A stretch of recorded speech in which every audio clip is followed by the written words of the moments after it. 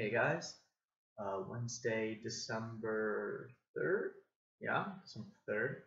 Um, Comic books time, I guess, because, well, I've put it off too long already today. So, jumping off with Adventure Time, number 34, end of the arc with the Mnemanoid, I don't know, I think it might be Mnemanoid, because it's like a mnemonic is something we use to remember something. So yeah, the mnemonic or mnemonic.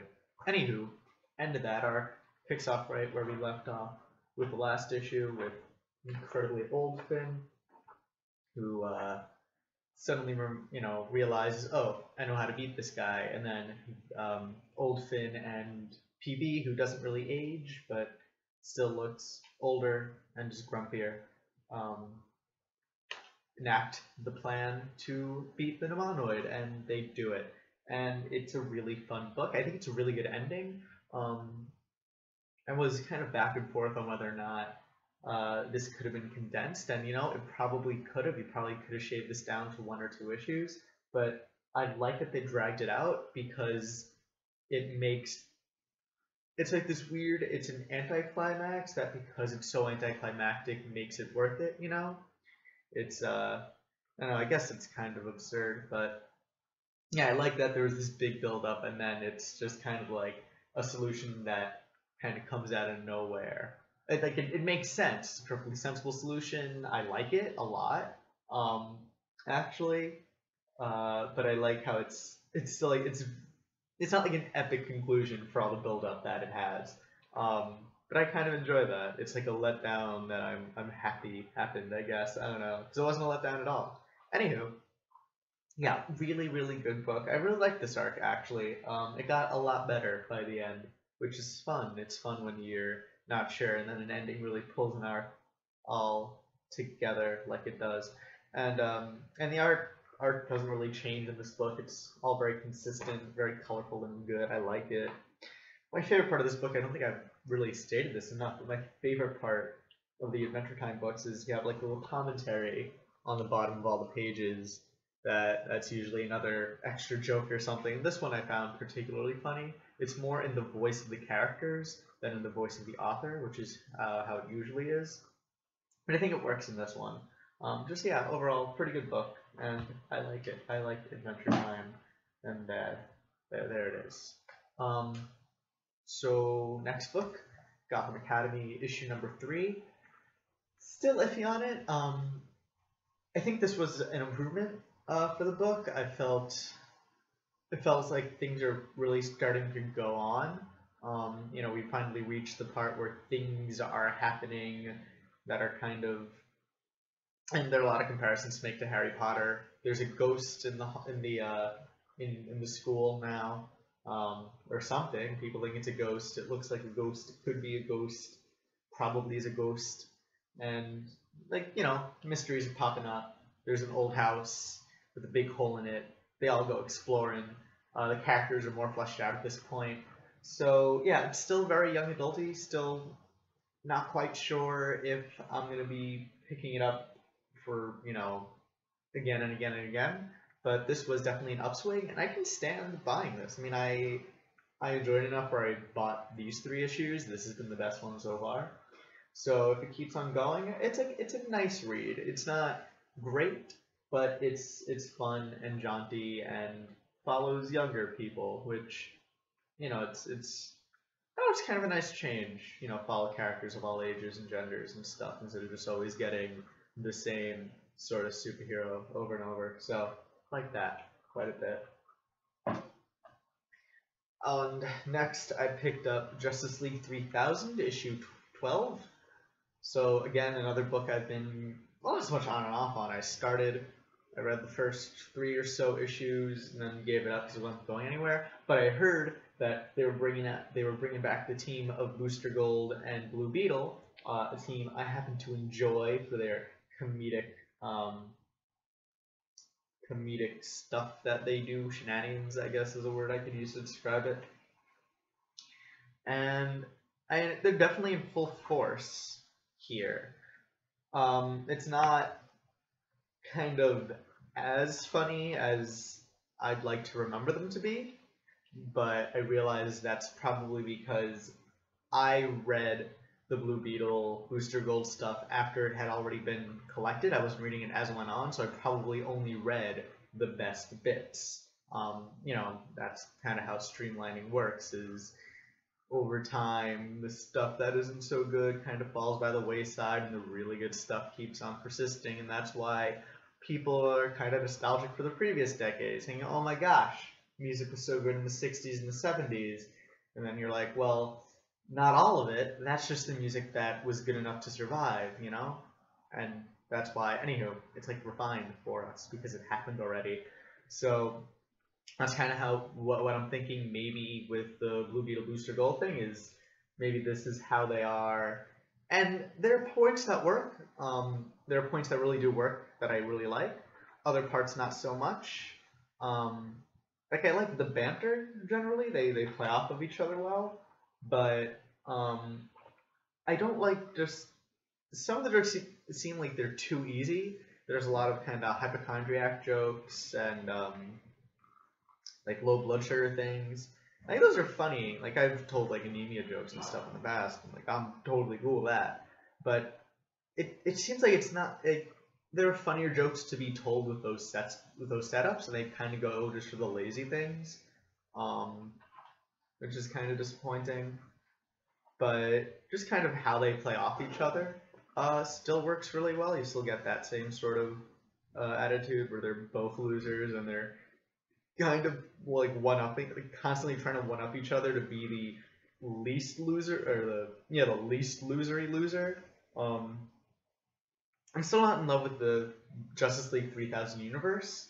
I like prefer these stories when it was them and the Justice League and everyone, all together in current times. But I don't know. It's like a fish out of water story, but there's no consistent straight man, I guess. Is my problem with the comedy here. There's like nothing normal for them to bounce off of. So, and that you're just missing something with that. If everything's absurd, nothing is absurd. So yeah. I'll probably give this arc. Just read this arc entirely through, see if it improves any, see if this new Beetle Booster Gold team warms up with me. But if not, it's cool that they brought it back, even as just a nod to the fans. You're like, oh yeah, these were kind of the Rosencrantz and Guildenstern, or the, I don't know, George and Jerry of comics. I don't know what was a good comparison. I'm not so much Abbott and Costello. I think George and Jerry is a pretty good comparison to me. So that's that. Next up, Grayson number 5. I'm continuing to really like this book. This one threw me off a little because it like starts off in the middle. It starts off in medias res and never tells us how we got there. And I was trying to remember, did I skip an issue? Like in the beginning, I was like, I don't remember this happening. And I checked my phone. I was like, issue 4 was the one with the girls chasing him. That's right. So we're starting in the middle of this story here.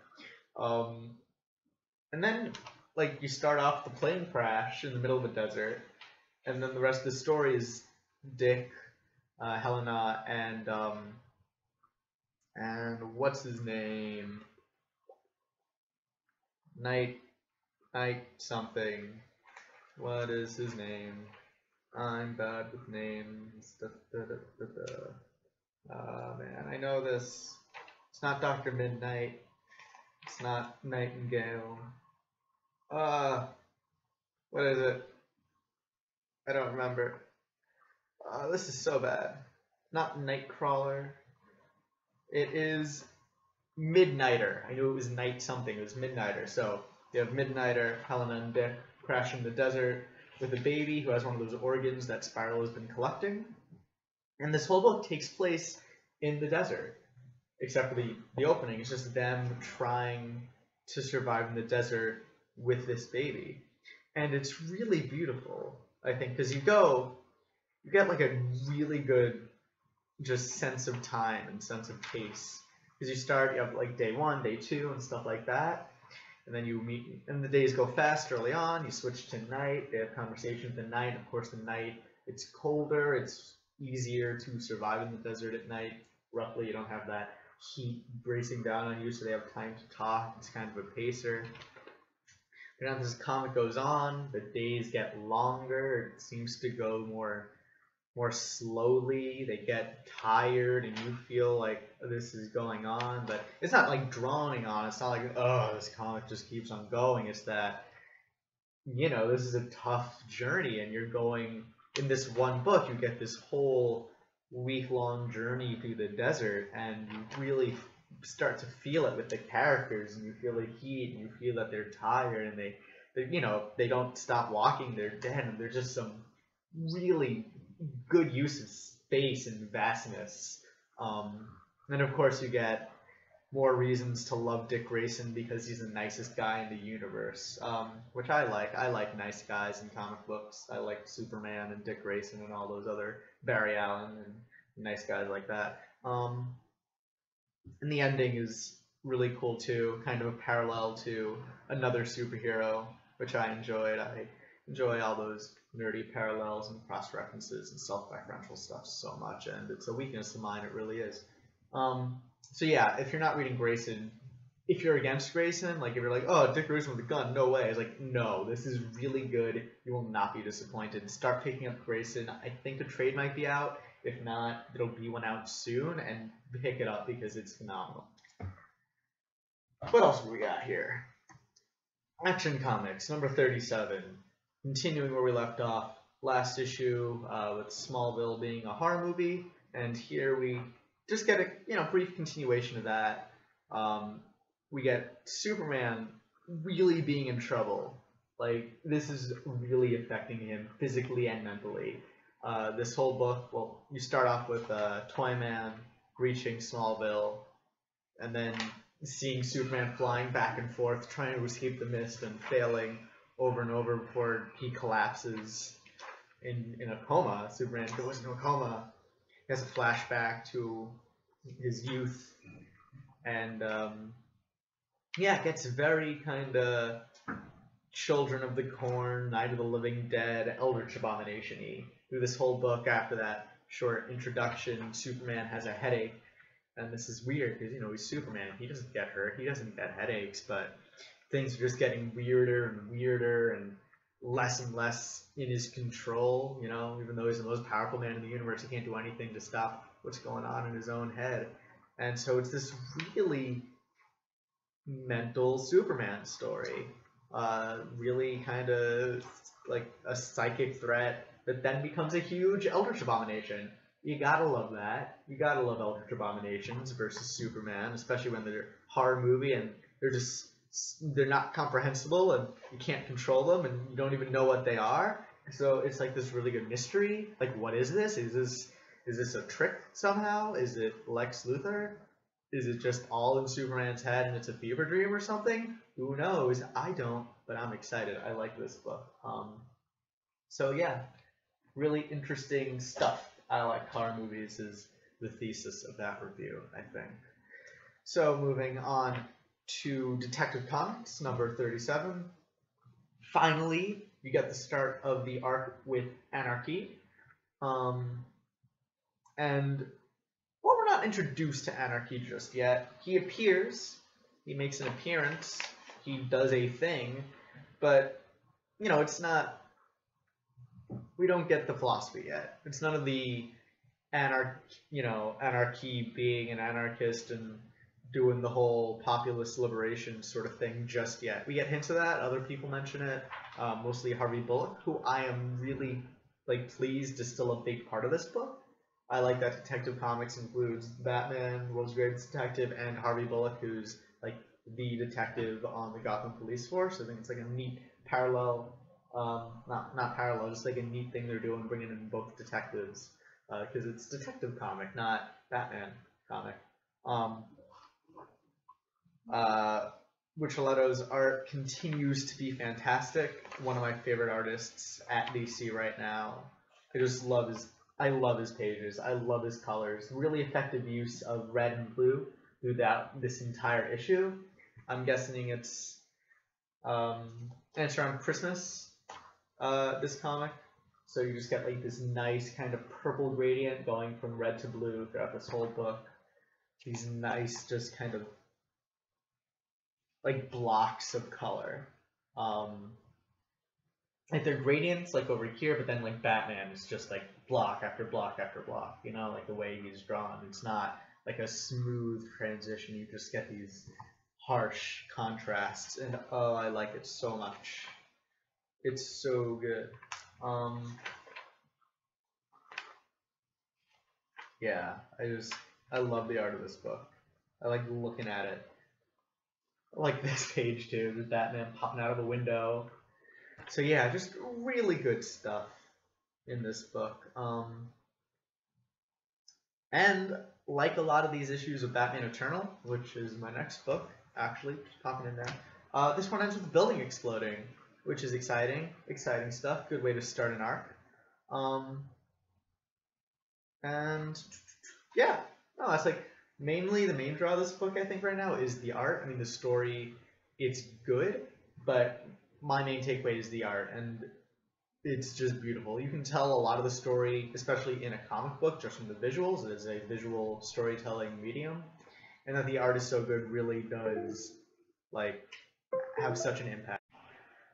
Sorry about that. My computer did a thing. You could heard the boots in that video, and it caused the video to stop recording. So anyway, as I was saying, oh gosh, not again. No, that was just Facebook. Okay, that's good. That won't shut down the video. But yeah, it's a slow build-up to the actual plot of the arc so far. Batman starts off just fighting Mad Hatter, who's really good in this. I imagined his voice in my head a bit kind of Justin Roiland-y. I think Earl of Lemongrab or Morty from Rick and Morty. That's just how I pictured him in this book, the way he's illustrated, the way his dialogue does. The way he speaks. Yeah, I don't know why I bothered to mention that, but it felt important to me to mention that that's what it felt like. Or sounded like. Sorry, some stage is acting up.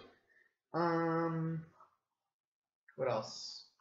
Yeah, I really can't wait to see how they actually handle Anarky, because he is a very complex character to get right. Yeah, so that's what I have to say about Detective Comics, issue 37.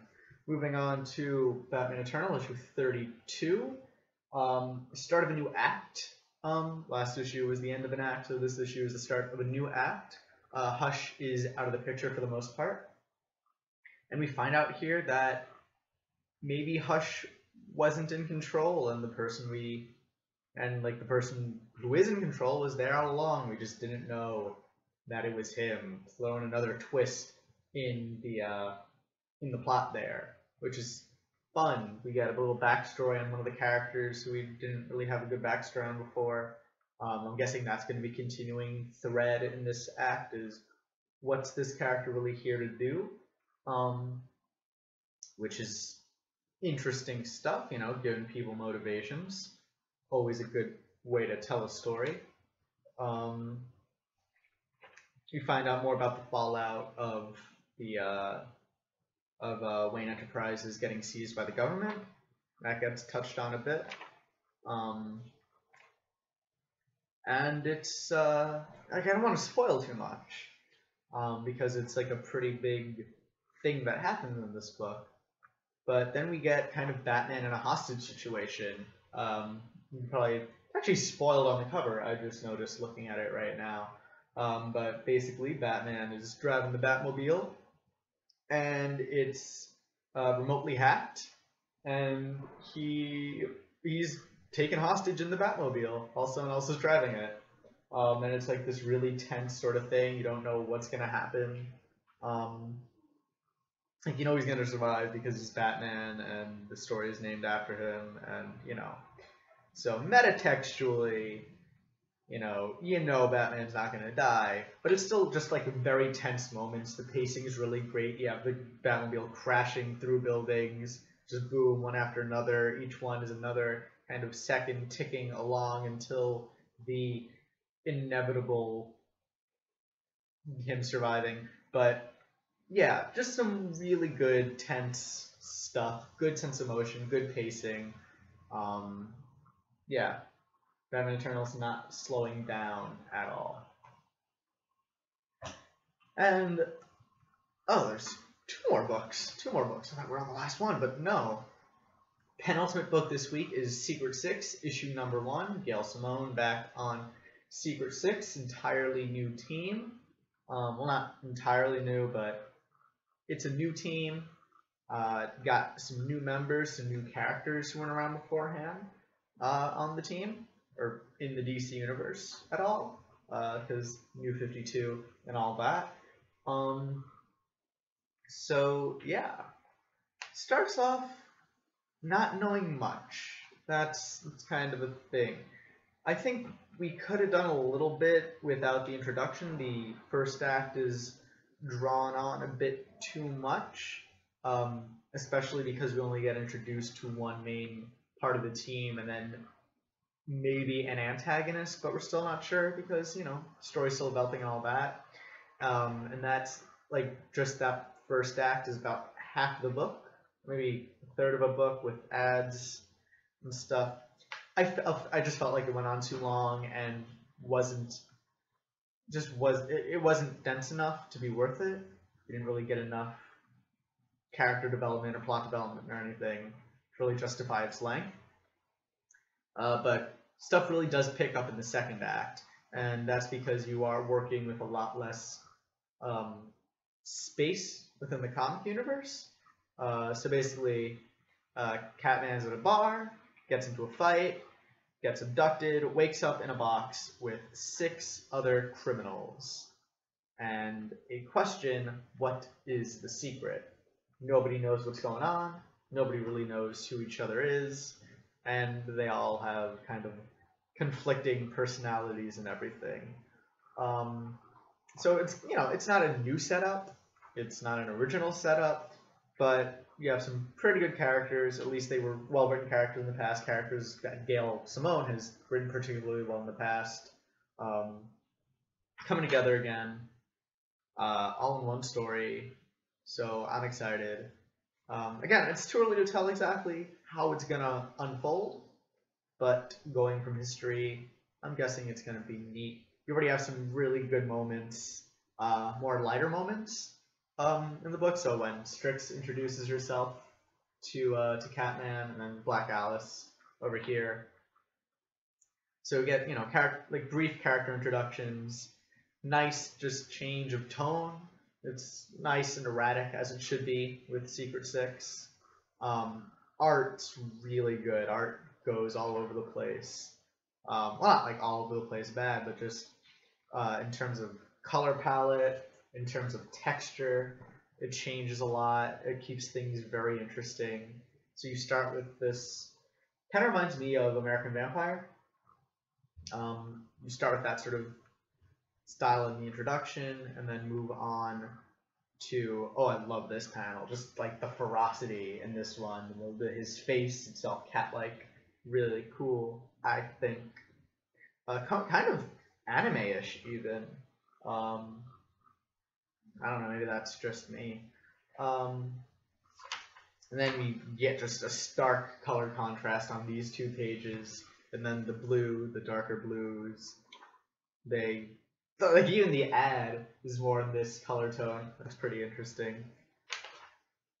You just see like a change of texture between these 2 panels. You get this kind of scratchy and go on to a smoother sort of thing.